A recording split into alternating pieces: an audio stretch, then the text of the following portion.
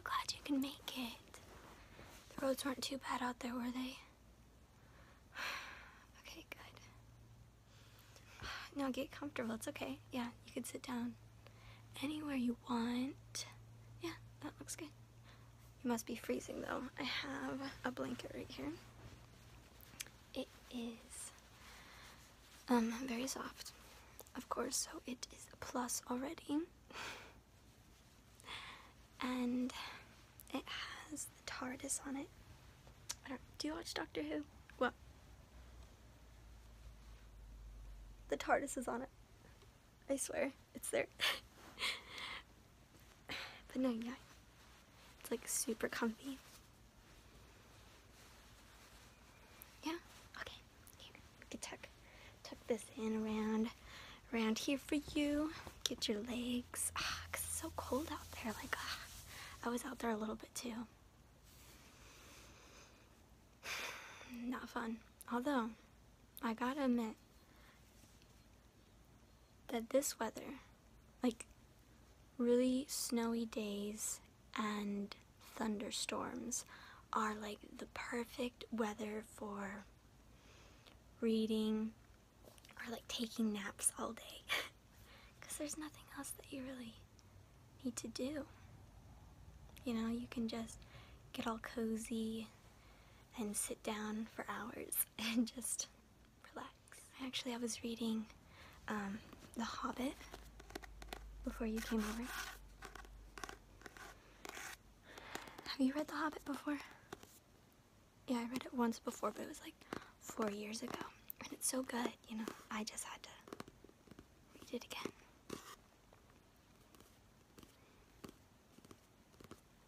And I like this cover.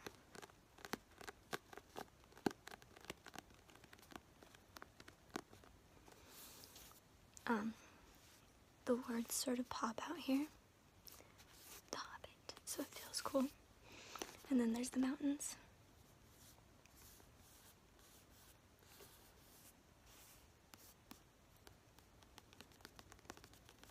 And then the sun. It's all filled in, and it's really pretty, and that pops out too. J-R-R.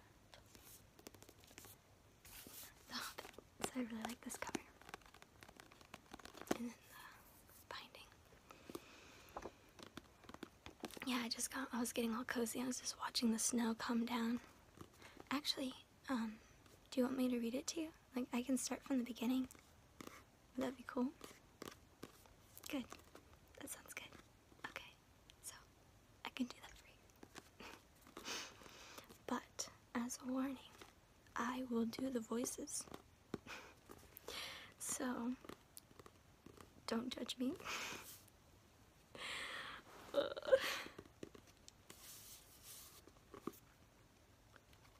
So get cozy, get comfortable, and you know, if you fall asleep while I'm doing this, that's totally fine. In fact, that is encouraged. Because it's just perfect weather. So napping, reading, you know, get comfortable. You know, get all cozy. I'll begin. Oh, look at the beginning. It has a map at the front. You see, it says Desolation of Smog. The running river. Here is the gateway of the Long Lake.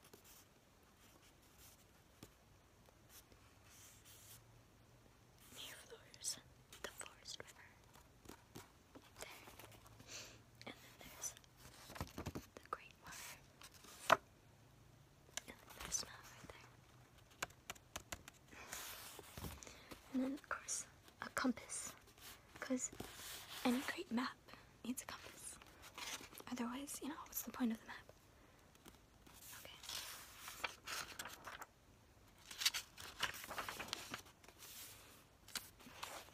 I have to say that. The Hobbit.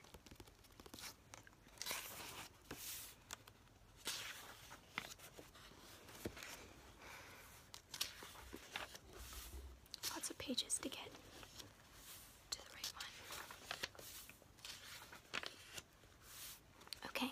here we go. Are you comfortable?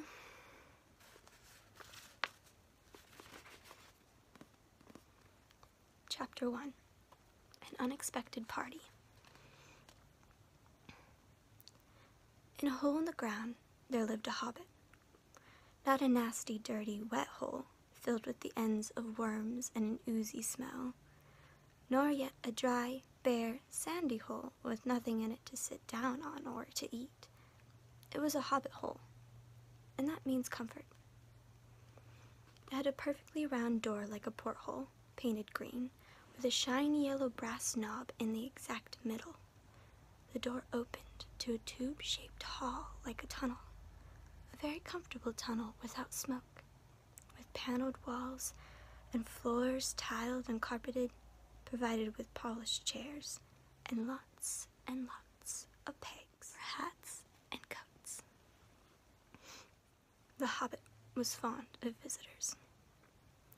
The tunnel wound on and on, going fairly but not quite straight into the side of the hill, as all the people for miles round called it, and many little round doors opened out of it, first on one side and then on the other. No going upstairs for the hobbit. Bedrooms, bathrooms, cellars, pantries, lots of these. Wardrobes, he had whole rooms devoted to clothes.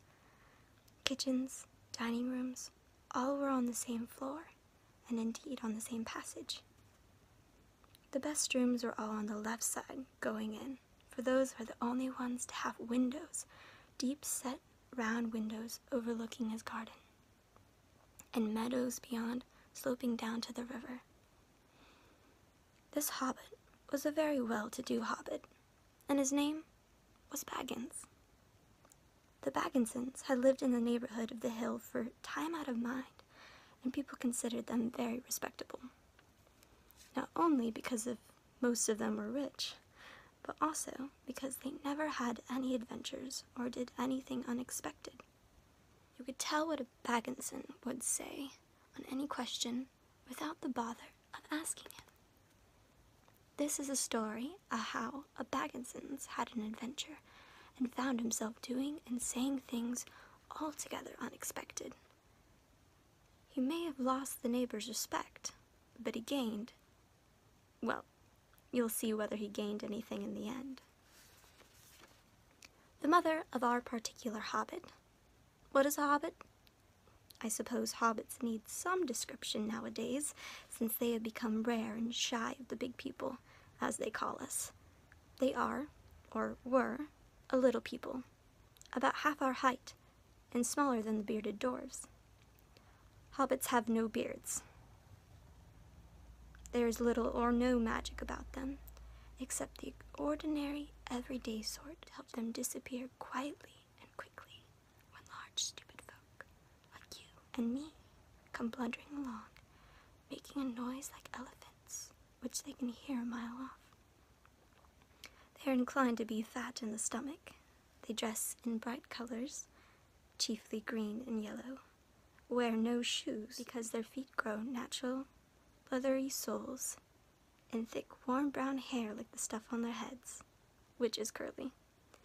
They have long, clever brown fingers, good natural faces, and a laugh, deep, fruity laughs, especially after dinner, which they have twice a day when they can get it.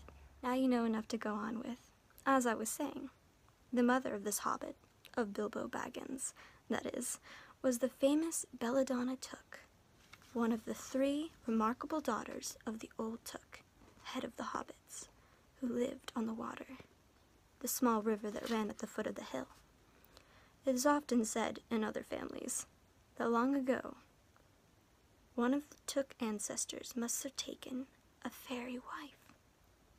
That was, of course, absurd, but certainly there was still something not entirely hobbit-like about them, and once in a while, members of the Took clan would go and have adventures. They discreetly disappeared, and the family hushed it up, but the fact remained that the Tooks were not as respectable as the Bagginsons, though they were undoubtedly richer. Not that Belladonna Took ever had any adventures after she became Mrs. Bungo Baggins. Bungo, that was Bilbo's father, built the most luxurious hobbit hole for her, and partly with her money. That was to be found either under the hill, or over the hill, or across the water, and there remain to the end of their days. Still, it is probable that Bilbo, her only son, although he looked and behaved exactly like the second edition of his solid and comfortable father, got something a bit queer in his makeup from the Took side. Something that only waited for a chance to come out.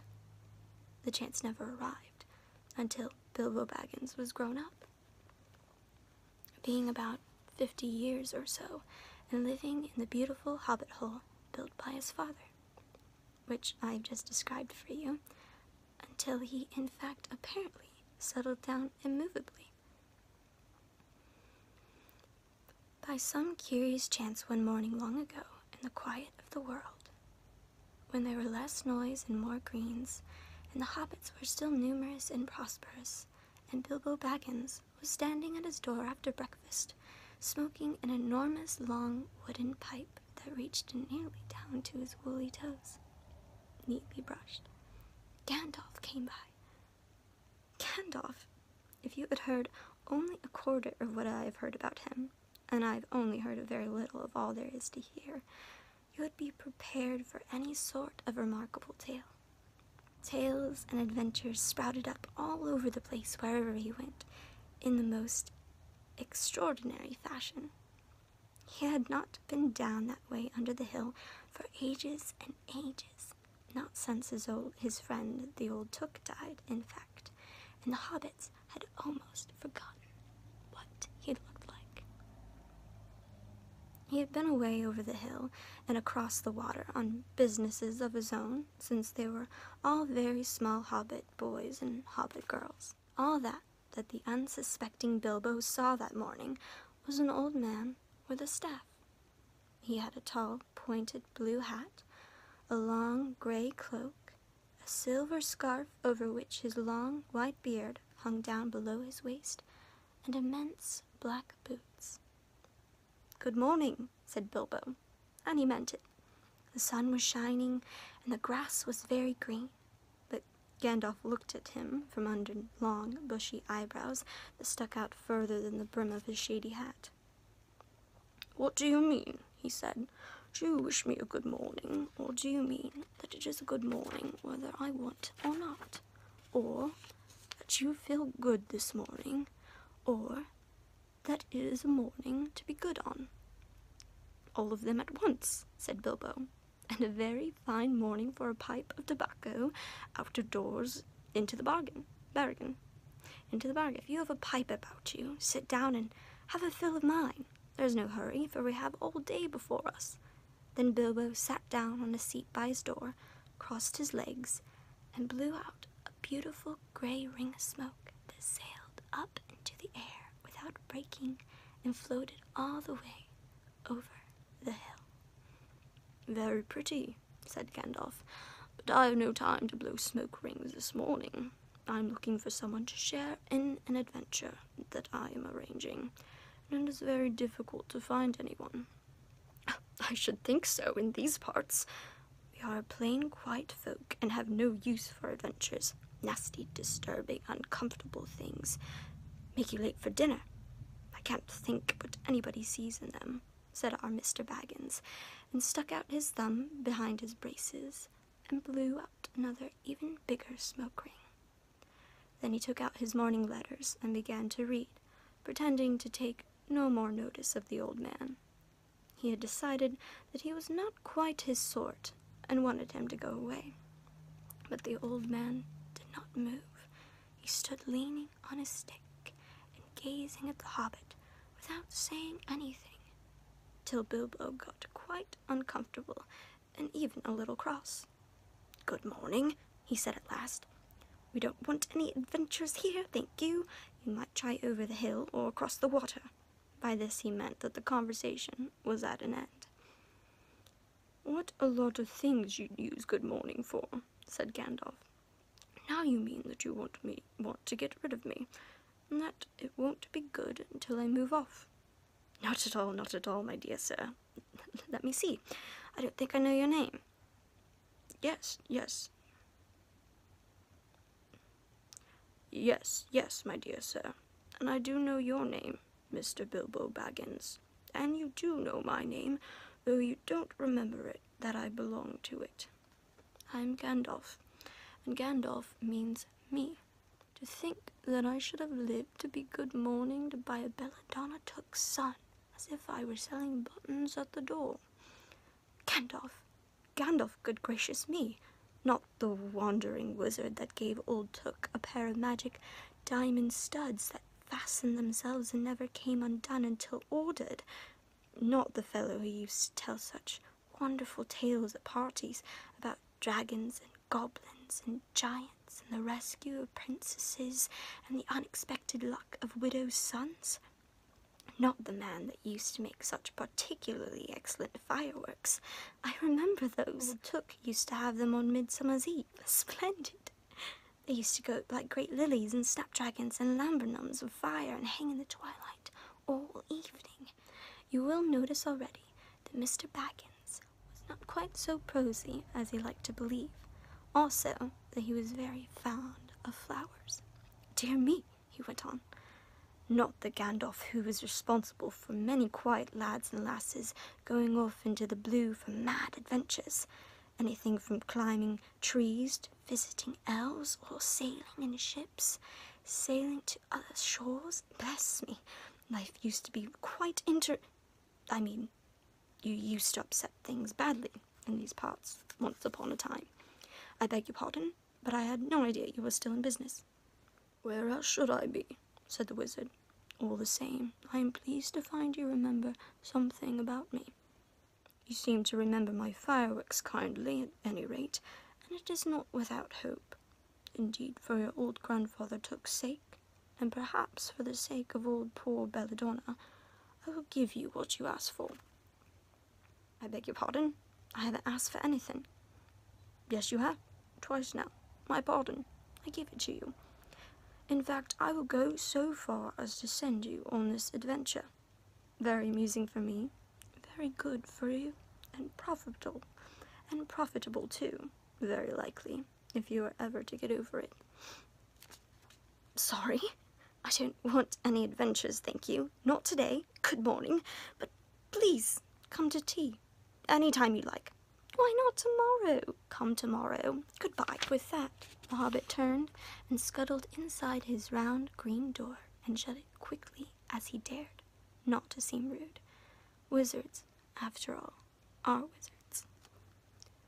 What on earth did I ask him to tea for? He said to himself as he went to the pantry.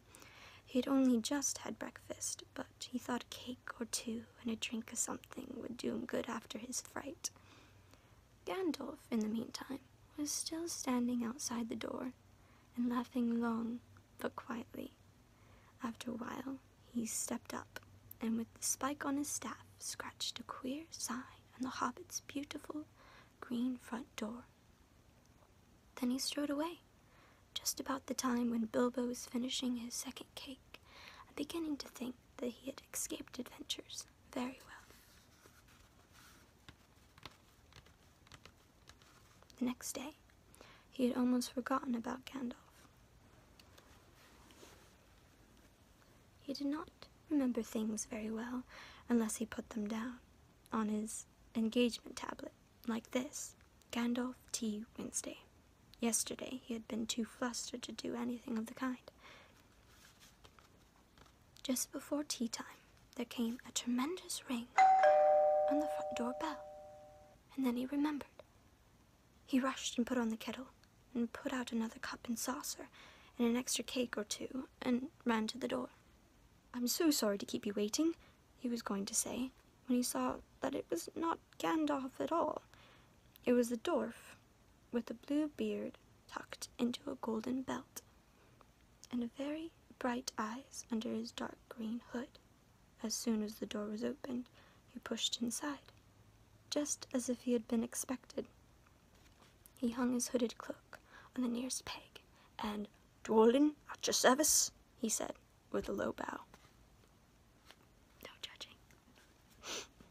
Bilbo Baggins at yours, said the hobbit, too surprised to ask any questions for the moment. When the silence that followed had become uncomfortable, he added, I'm just about to take tea. Pray come and have some with me. A little stiff, perhaps, but he meant it kindly. And what would you do if an uninvited dwarf came and hung his things up in your hall without a word of explanation? They had not been at table long. In fact, they had hardly reached the third cake when there came another loud ring at the bell. Excuse me, said the hobbit, and off he went to the door. So you have got here at last. That was what he was going to say to Gandalf this time, but it was not Gandalf. Instead, there was a very old-looking dwarf on the step with a white beard and a scarlet hood. And he, too, hopped inside as soon as the door was open, just as if he had been invited. I see they've already begun to arrive already, he said, when he caught sight of Dwalin's green hoods hanging up. He hung his red one next to it, and, Dwalin, at your service, he said, with a hand over his breast. Thank you, said Bilbo with a gasp. It was not the correct thing to say, but they have begun to arrive had flustered him badly. He liked visitors, but he liked to know them before they arrived, and he preferred to ask them himself. He had a horrible thought that the cakes might run short, and then he, as the host, he knew his duty and stuck to it, however painful, he might have to go without. Come along in and have some tea, he managed to say, after taking a deep breath. A little beer would suit me better, if it was all the same to you, my good sir, said Balin, with the white beard. But I don't mind some cake, seed cake, if you have any. Lots, Bilbo found himself answering, to his own surprise, and found himself scuttling off, too, to the cellar, to fill a pint a beer mug, and then to a pantry, to fetch 2 beautiful round seed cakes, which he had baked that afternoon for his after-supper morsel. When he got back, Blawin and Dalwin were all talking at the table like old friends. As a matter of fact, they were brothers. Bilbo plumped down the beer and the cake in front of them, when aloud came a ring at the bell again, and then another ring. Gandalf for certain this time, he thought, as he puffed along the passage. But it was not. It was 2 more dwarves, both with blue hoods, silver belts, and yellow beards. And each of them carried a bag of tools and a spade. In they hopped as soon as the door began to open. Bilbo was hardly surprised at all. What can I do for you, my dwarves? He said. Keely at your service, said one, and Feely, added the other, and they both swept off their blue hoods and bowed. At yours and your family's, replied Bilbo, remembering his manner this time. Dwalin and Balwin are here already, I see, said Keely. Let us join the throng, thought Mr. Baggins. I don't like the sound of that. I really must sit down for a minute and collect my wits and have a drink. He had only just had a sip in the corner where the 4 dwarves sat round the table and talked about mines and gold and troubles with the goblins and the depredations of dragons and lots of other things which he did not understand and did not want to, for they sounded much too adventurous, when ding-dong-a-ling-a-ding, his bell rang again, as if some naughty little hobbit boy was trying to pull the handle off. Someone at the door, he said, blinking. Some 4, I should say by the sound, said Feely. Besides, we saw them coming along behind us in the distance. The poor little hobbit sat down in the hall and put his head in his hands and wondered what had happened and what was going to happen, and whether they would all stay for supper. Then the bell rang even louder than ever, and he had to run to the door. It was not 4 after all. It was 5. Another dwarf had come along while he was wandering in the hall. He had hardly turned the knob before they were all inside, bowing and saying, "At your service," one after another. Dory, Nori, Ori, Owen, and Glowin were their names, and very soon 2 purple hoods, a gray hood, a brown hood, and a white hood were hanging on the pegs, and off they marched with their broad hands stuck in their gold and silver belts to join the others. Already it was almost becoming a throng. Some called for ale, and some for porter, and one for coffee, and all of them for cakes, so the Hobbit was kept very busy for a while.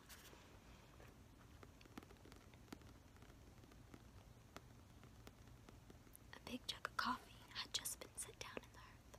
The seed cakes were gone, and the doors were starting on a round of butter scones, when there came a loud knock. Not a ring, but a hard rat-tat on the Hobbit's beautiful green door. Someone was banging with a stick. Bilbo rushed along the passage, very angry and altogether bewildered and bewildered. This was the most awkward Wednesday he ever remembered. He pulled open the door with a jerk, and they all fell in, one on top of the other. More doors, 4 more, and there was Gandalf behind, leaning on his stick and laughing. He had made quite a dent on the beautiful door. He had also, by the way, knocked out the secret mark that he had put there the morning before. "Carefully, carefully," he said. "It's not like you, Bilbo, to keep friends waiting on the mat and then open the door like a popgun. Let me introduce Bilbo, Bolfer, Bombur, and especially Thorin." "At your service," said Bilbo. "At your service," said Bilbo, Bolfer, and Bomer, standing in a row. Then they hung up 2 yellow hoods and a pale green one, and also a sky blue one with a long silver tassel. This last belonged to Thorin, an enormously important dwarf.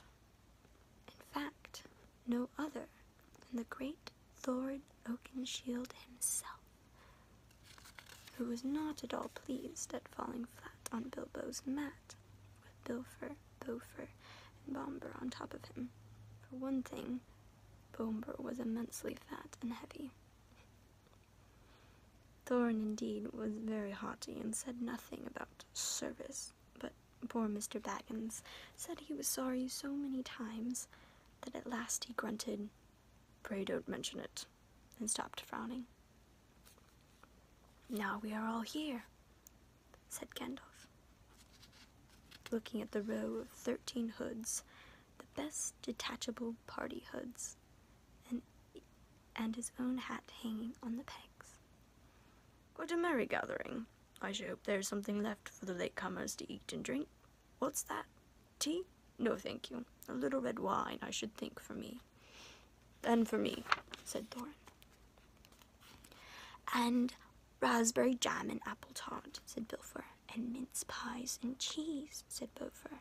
"And pork pie and salad," said Bombur. "And more cakes and ales and coffee, if you don't mind," called the other dwarves through the door.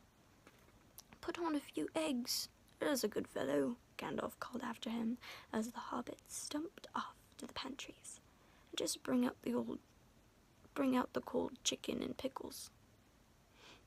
"Seems to know as much about the inside of my larders as I do myself," thought Mr. Baggins, who was feeling positively flummoxed, and was beginning to wonder whether a most wretched adventure had not come right into his house. By the time he had got all the bottles and dishes and knives and forks and glasses and plates and spoons and things piled up onto big trays, he was getting very hot and red in the face and annoyed.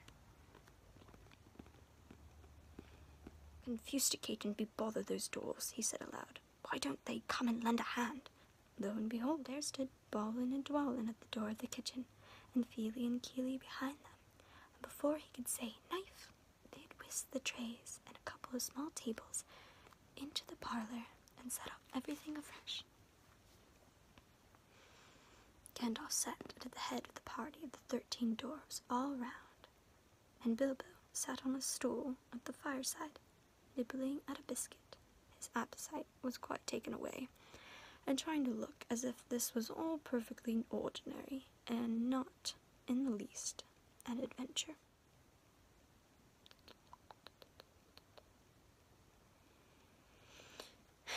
The dwarves ate late and talked and talked, and time got on. At last they pushed their chairs back, and Bilbo made a move to collect the plates and glasses. "I suppose you will stay to supper," he said, in his politest, unpressing tones. "Of course," said Thorin, "and after. We shan't get through the business till late, and we must have some music first. Now clear up." Thereupon the 12 dwarves, not Thorin, he was too important, and stayed talking to Gandalf, jumped to their feet, and made tall piles of all the things. Off they went, not waiting for trays, balancing columns of plates, each with a bottle on top, with one hand, while the Hobbit ran after them almost squeaking with fright. "Please be careful," and "Please don't trouble, I can manage." But the dwarves only started to sing. The knives, bend the forks, smash the bottles and burn the corks, check the glasses and crack